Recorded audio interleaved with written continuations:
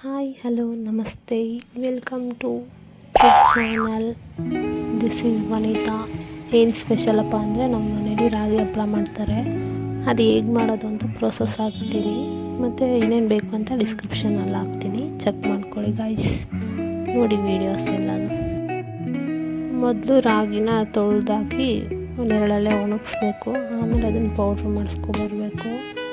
ಆಮೇಲೆ ಒಂದು ಪಾತ್ರೆಯಲ್ಲಿ ನೀರಿಟ್ಬಿಟ್ಟು ಅದೇ ರಾಗಿ ಹಿಟ್ಟು ಮತ್ತು ಮಸಾಲ ಮಾಡ್ತಾರೆ. ಅದನ್ನೇ ಮಸಾಲಕ್ಕೆ ಏನೇನಂದರೆ ಈರುಳ್ಳಿ, ಬೆಳ್ಳುಳ್ಳಿ, ಕೊತ್ತಂಬರಿ ಇಷ್ಟನ್ನು ಹಾಕ್ಬಿಟ್ಟು ರುಬ್ಬಿಟ್ಟು ಮಸಾಲೆ ಹಾಕಿ ನೀರಲ್ಲಿ ಮಿಕ್ಸ್ ಮಾಡಿ, ಹಿಟ್ಟನ್ನ ಹಾಕಿ ಮಿಕ್ಸ್ ಮಾಡಿ, ಉಪ್ಪು, ಸ್ವಲ್ಪ ಖಾರ ಹಾಕಬೇಕು, ಖಾರದ ಪುಡಿ ಮತ್ತು ಸ್ವಲ್ಪ ಹುಣಸೆಹಣ್ಣು, ಇದನ್ನು ಮತ್ತು ಎಣ್ಣೆ ಇವುಗಳನ್ನ ಬಳಸ್ಕೊಂಡು ಮುದ್ದೆ ಮಾಡ್ತಾರೆ. ಮುದ್ದೆ ಮಾಡಿಬಿಟ್ಟು ಆಮೇಲೆ ಚಿಕ್ಕದಾಗಿ ಲಟ್ಸೋಕ್ಕೆ ಚಿಕ್ಕ ಉಂಡೆಗಳನ್ನ ತೊಗೊಂಡ್ಬಿಟ್ಟು ಲಟ್ಟಿಸ್ಬಿಟ್ರೆ ಆಗೋಯ್ತು ಹಪ್ಪಳ. ಬಿಸಿಲಲ್ಲಿ ಒಣಗಿಸ್ಬಿಟ್ಟು ಆಮೇಲೆ ಎಣ್ಣೆಯಲ್ಲಿ ಬೇಕಾದ್ರೆ ಕರ್ಕೊಬೋದು, ಹಾಗೆ ಬೆಂಕಿ ಅಲ್ಲಿ